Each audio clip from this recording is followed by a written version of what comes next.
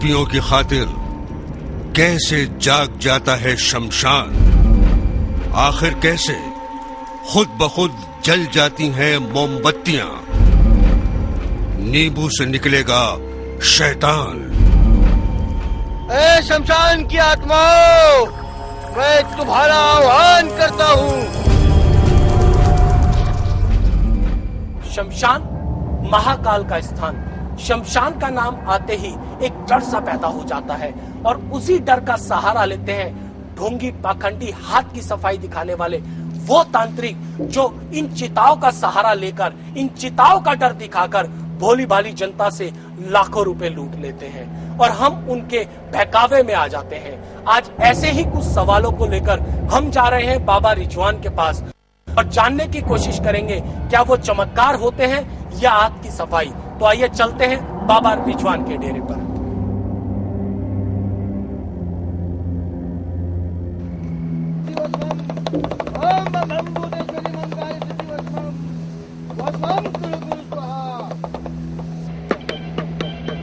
प्रणाम। बाबा डेरे पे नहीं, कुछ विशेष साधना कर रहा हूँ। तो गुरुजी आपने अपनी शायद आराधनाएं तो पूरी कर ली होंगी, इस विषय में मैं नहीं जानता हूँ, लेकिन गुरुजी आज मेरा यहाँ आपके पास आने का मकसद कुछ शमशान से जुड़े हुए प्रश्न हैं, उनके बारे में मैं आपसे जानना चाहता हूँ। पूछिए मनोज जी, क्या पूछना चाहते हैं आपके दर्शक हमसे? पहला सवाल है, हमारे एक दर्शक है बनारस से रघुनाथ पांडे जी, उन्होंने किया है और उन्होंने कहा है यहाँ तो बहुत शमशान है हमारे यहाँ पर और माने हुए शमशान है। यहाँ उन्होंने कुछ ऐसे लोगों को देखा है जो कि शमशान जागृत करके दिखाते हैं। क्या संभव है कि शमशान जागृत हो सके? बिल्कुल हो सकता है मनोज जी, क्योंकि हमारे भारत में ऐसे तंत्र साधक भी है जो शमशान जागृत करते हैं, लाखों करोड़ों में कोई एक, लेकिन ढोगी पाखंडी लोग हजारों में मिलेंगे आपको जो शमशान जागृत करके दिखाते हैं। क्योंकि इंसान की आंखों में त्रियामी शक्ति नहीं होती, हर किसी की आंखों में त्रियामी शक्ति नहीं होती जो शमशान जागृत होते हुए देख सके। आज मैं आपको उनके तरीके बताता हूँ कि कैसे वो तांत्रिक लोग, पाखंडी तांत्रिक लोग शमशान जागृत करने के नाम पर गरीब को, भोली भाली जनता को बेवकूफ बनाते हैं। किस तरह से तांत्रिक लोग, पाखंडी तांत्रिक लोग बेवकूफ बनाते हैं कि शमशान जागृत कर रहे हैं, ऐसे कर रहे हैं, वैसे कर रहे हैं। शमशान किसी खास काम के लिए जागृत किया जाता है, तो कोई खास मकसद होता है। जैसे किसी ने किसी पर भूत प्रेत लगा दिया हो, किसी ने किसी को मूठ मार दिया हो, तो उसको अच्छा करने के लिए शमशान जागृत किया जाता है। अब मैं आपको बताऊंगा कि शमशान जागृत कैसे होता है। ओम बम भूतेश्वरी मम कार्यवस्मम, ओम बम भूतेश्वरी मम कार्यवस्मम, ओम नमः काट काट की लाकड़ी मुझ बनी का काया मुआ मुर्दा बोले नहीं तो महावीर की एन।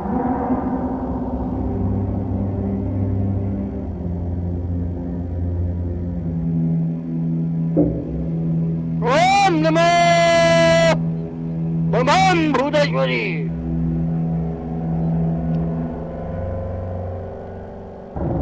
आओ अपने यहाँ होने का सबूत दो, तमाम आत्माएं जागृत हो।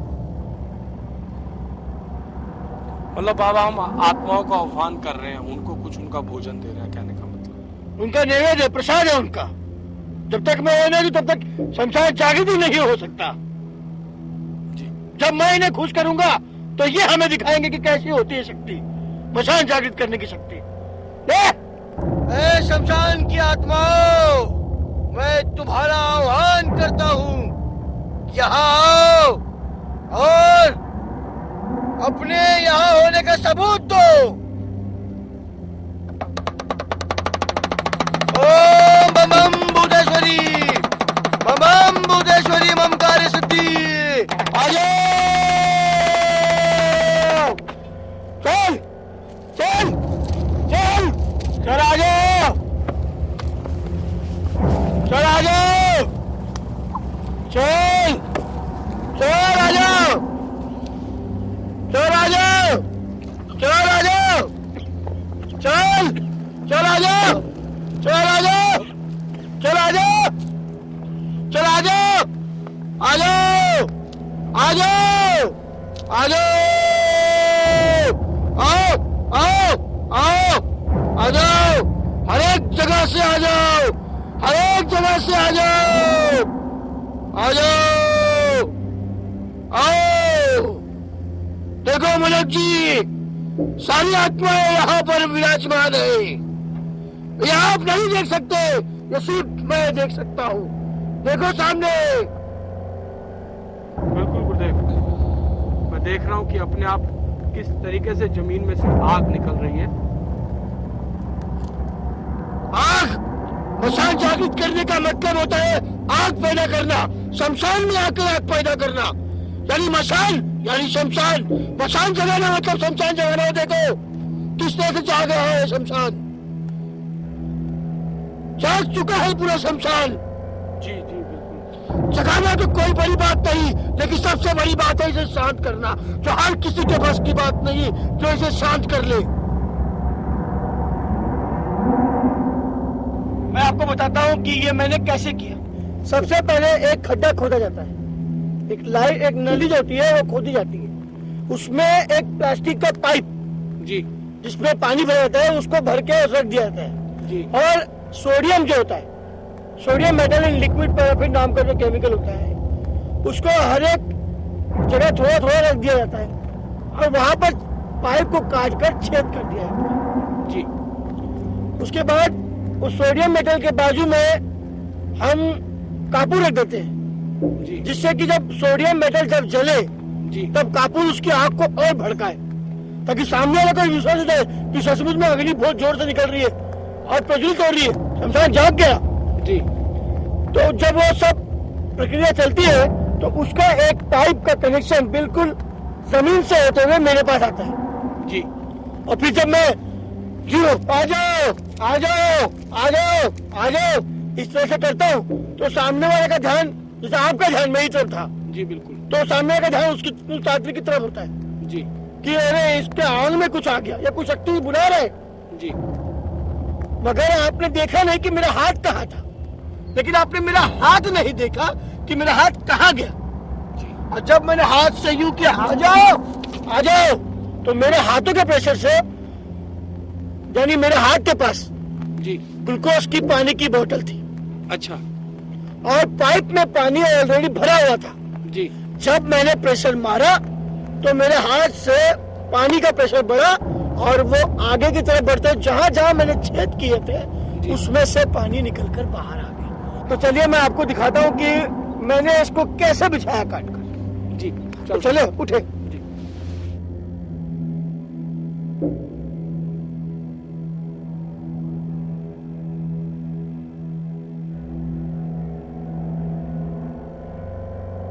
बैठिए।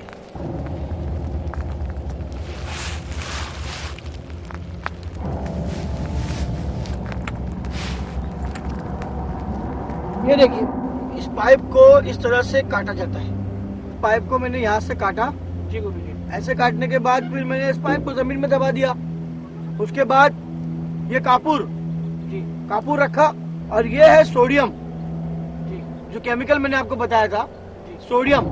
मैंने इसी तरह से लाइन से इसे पूरा बिछा दिया, यानी इस प्लास्टिक के पाइप के सहारे मैंने इसमें पूरा बिछा दिया और हर जगह पर मैंने कापूर भी रख दिए ताकि आग जो आपने देखी किस तरह से जल रही थी वो आग ज्यादा जले, इसके लिए मैंने इसमें कापूर भी रख दिए। तो गुरुजी आपका कहने का मतलब ये है कि आपने पहले चाकू से इसको काट कर, जैसा हम देख भी पा रहे हैं कि इसको इस तरीके से काट कर यहाँ छेद कर दिया गया है। इस छेद के सहारे पानी आया इस पाइप के अंदर और जहाँ पानी आया उसके बिल्कुल एग्जैक्ट छेद के पास ये सोडियम रख दिया गया। सोडियम से पानी जैसे ही टकराया तो उसमें आग लगी और थोड़ी देर तक जलता रहे तो उसके साथ कपूर रखा गया। तो हमारे शायद उस दर्शक ने जिसने शमशान जागृत करने की बात करी थी तो उसको पता चला होगा कि एक तरीका शमशान जागृत करने का ये भी है। गुरुजी मेरे ख्याल से इसके अलावे भी काफी तरीके होते होंगे। और भी तरीके से किया जाता है, लेकिन सबसे ज्यादा तरीका यही प्रयोग किया जाता है। ये प्रयोग किया जाता है क्योंकि शमशान जगाने का मतलब होता है आग। जी आग दिखाना, हर जगह पर आग दिखाना। जी। तो जैसा कि आपने बताया गुरुजी, इस पाइप के सहारे से पानी छोड़ा जाता है। बिल्कुल। और इसका दबाव देने के लिए, पानी का दबाव देने के लिए वो अपने पास कुछ ऐसी चीज रख लेते हैं जिसको दबा के पानी इसमें आ जाए। बिल्कुल ठीक है गुरुजी। तो ये तो जवाब हमें मिल ही गया है गुरुजी। तो हम बढ़ते हैं अगले अपने प्रश्न की तरफ। चलिए आइए गुरुदेव।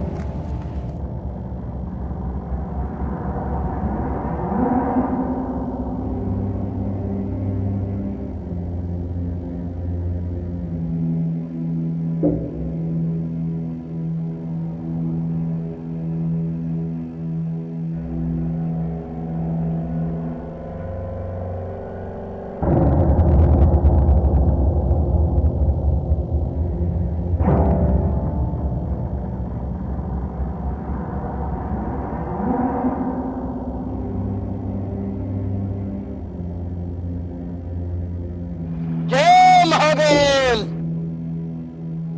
गुरुजी ये तो रही शमशान जागृत की विधि, जैसे ढोंगी पाखंडी लोग करके दिखाते हैं। गुरुजी हमारे इसी श्रृंखला में अगला सवाल है इंदौर से असगर पटेल जी का। उनका कहना है कि वो कहीं बाबा के पास गए तो उस बाबा ने एक ऐसा चमत्कार दिखाया कि मोमबत्ती से मोमबत्ती लगाई और मोमबत्तियां जल गई। क्या ऐसा संभव है गुरुजी?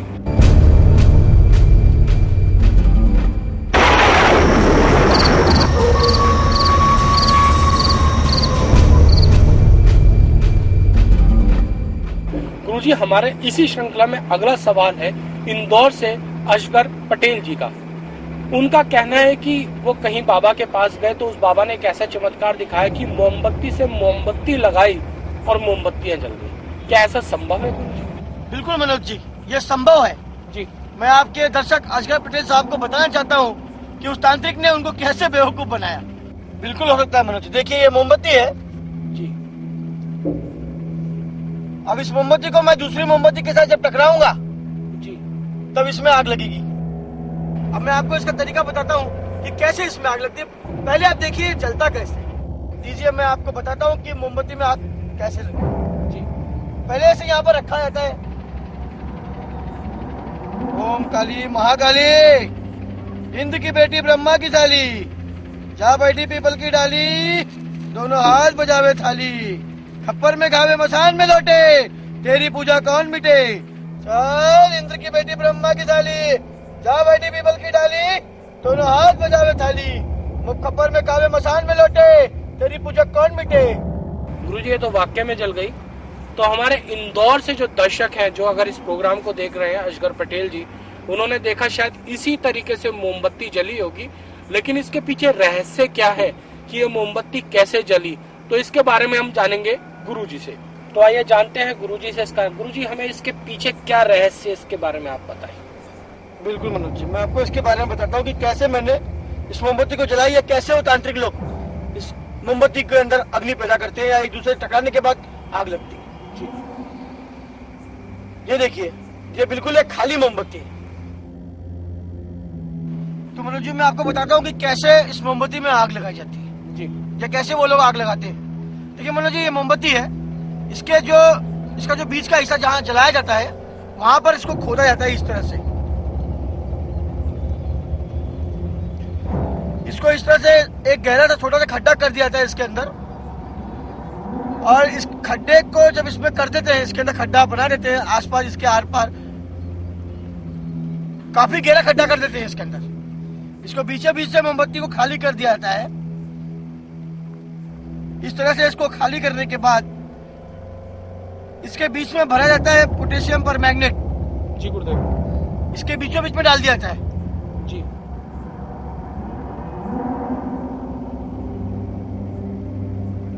डालने के बाद इस पर मोम से इसको बंद कर दिया जाता है ऐसे।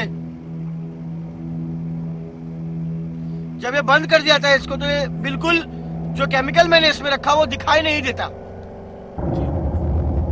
और वो केमिकल बिल्कुल दिखाई नहीं देता। उसके बाद दूसरी मोमबत्ती ली जाती है, उसके अंदर सुई दबाई जाती है। सुई इस तरह से सुई दबाई जाती है और सुई को केमिकल में डुबाया जाता है। फिर उसे सुई के सहारे, दूसरी मोमबत्ती में सुई के सहारे मिथाइल अल्कोहल लगाया जाता है। फिर उसके बाद उसे जैसे ही हम छुआते हैं, इस पे जैसे ही मिथाइल अल्कोहल को क्रोमिक एसिड के साथ छुआया जाता है, ये धीरे धीरे आग पैदा करना शुरू कर देता है।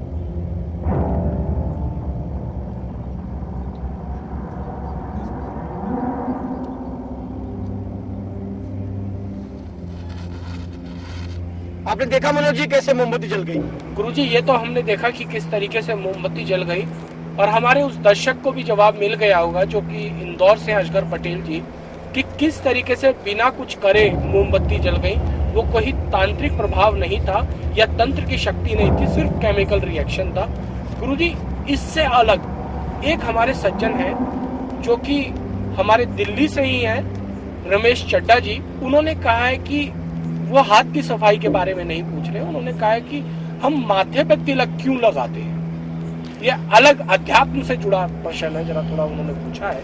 आपके चड्डा जी ने बड़ा ही अच्छा सवाल किया है। मैं उन्हें बताना चाहता हूँ कि माथे पर तिलक क्यों लगाया जाता है।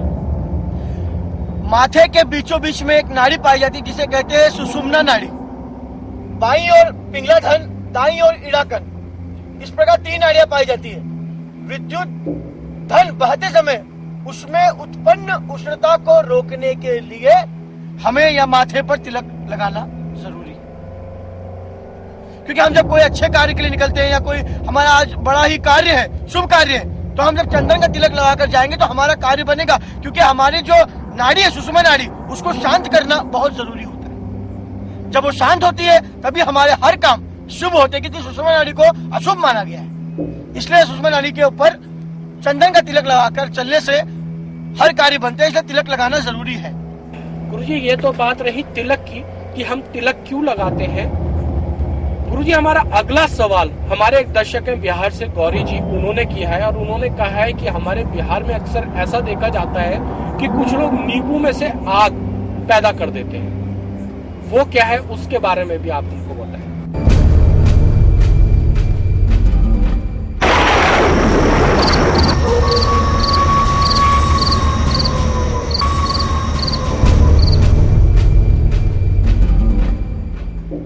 गुरुजी हमारा अगला सवाल हमारे एक दर्शक हैं बिहार से, गौरी जी, उन्होंने किया है और उन्होंने कहा है कि हमारे बिहार में अक्सर ऐसा देखा जाता है कि कुछ लोग नींबू में से आग पैदा कर देते हैं।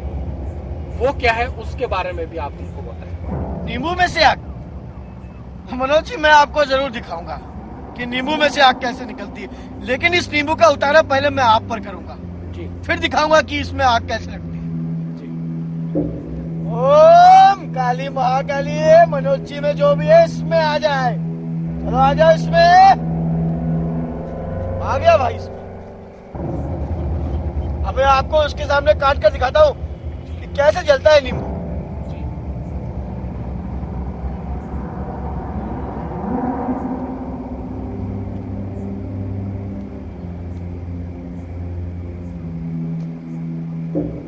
अब जलेगा नींबू आपके ऊपर से जी।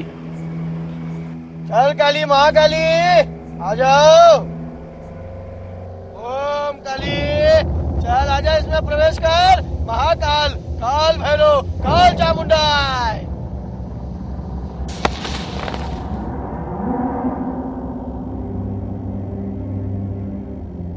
मनोज जी इसका तरीका बड़ा ही खतरनाक है जी। ये जो प्रयोग है ये आपको और मुझको भी नुकसान दे सकता है जी। क्योंकि मैंने इस नींबू के अंदर जब मैंने चाकू से इस नींबू को काटा तो काटने के वक्त इस नींबू के इस चाकू के कोने पर मैंने पोटेशियम का टुकड़ा, ये पोटेशियम का टुकड़ा मैंने चाकू पे चिपका दिया था। तब मैंने काटा और जैसे ही मैंने काटा तो ये पोटेशियम का टुकड़ा इसके अंदर पहुंच गया और जिससे मैंने इसको जब दबाया तो क्षारीय पदार्थ, खट्टा जिसे कहते नींबू में, उसका रस जब निकला और जब वो पोटेशियम पर गिरा तब आग पैदा हुई। कहने का मतलब गुरुजी ये एक रासायनिक प्रयोग था। ये बड़ा ही खतरनाक रासायनिक प्रयोग था। मैं आपके दर्शकों से निवेदन करता हूँ कि उन्होंने अभी तक जो भी इस प्रयोगों को देखा है वो अपने घरों में न दोहराए, क्योंकि ये उन लोगों के लिए बड़ा ही खतरनाक है और इससे उन लोगों को नुकसान हो सकता है। तो गुरुजी हमारे बिहार के दर्शक जो हैं गौरी जी, उनको अपना जवाब मिल गया होगा कि किस तरीके से नींबू में आग लगी। और आज गुरुजी ने फिर निवेदन किया है हमारे सभी दर्शकों से कि जो प्रयोग उन्होंने अपने कार्यक्रम में दिखाए हैं उन प्रयोगों को आप अपने घरों में ना दोहराएं। गुरुजी इसी श्रृंखला में हमारे एक दर्शक ने एसएमएस के द्वारा एक प्रश्न पूछा है और उन्होंने कहा है कि मूर्ति पूजा क्यों की जाती है। तो मनोज जी मैं आपको बताता हूँ कि मूर्ति पूजा क्यों की जाती है। जी। भगवान कण कण में विराजमान है, पत्थरों में भी उसका अस्तित्व है, इसमें कोई शक नहीं। मूर्तियों में भी उसका अस्तित्व पाया जाता है, इसमें भी कोई शक नहीं। मानव की उन्नति के लिए परमेश्वर एवं संकल्प ही जरूरी नहीं। मूर्ति पूजा मन को, ध्यान को और आंखों को एकाग्र करने के लिए मूर्ति चाहिए, चित्र चाहिए। जब मूर्ति या कोई चित्र सामने हो तो भगवान के लिए मंत्र स्वयं ही निकल आते हैं। अब मंत्र का जाप का उच्चारण अपने आप चाहिए तो सिर्फ मन की श्रद्धा और आस्था और विश्वास। क्योंकि मूर्ति पूजा के पास दिव्य मंडल में एक आभा ज्योति जिसे कहते हैं, दिव्य ज्योति, वो अपने आप मूर्तियों के आसपास मंत्रोच्चारण करने के बाद पहुंच जाती है और उसी मूर्ति को हम अस्तित्व मानते, भगवान मानते। और जब हम उसकी पूजा आराधना शुरू करते तो हमारा लक्ष्य पूरा भगवान तक पहुंच जाता है, क्योंकि वही हमारा साधन है वहां तक पहुंचने। इसलिए मूर्ति पूजा बहुत जरूरी है। फरेबी तांत्रिक हर बार कुछ न कुछ नया फरेब रच ही लेते हैं, जिनमें से कुछ पर से आज हमने पर्दे उठाए हैं। जहां सच्चे साधक अपने भक्तों को कुछ न कुछ देते हैं, वहीं फरेबी तांत्रिक सीधे साधे लोगों से सब कुछ ऐंठ लेने के तरीके ढूंढते रहते हैं। अगर आपको किसी ढोंगी तांत्रिक के ऐसे षड्यंत्र की या किसी सच्चे साधक की सिद्धि की जानकारी है तो हमें जरूर बताएं। आप अपने मोबाइल पर ZKKM टाइप कर अपनी राय हमें 7575 पर SMS करें।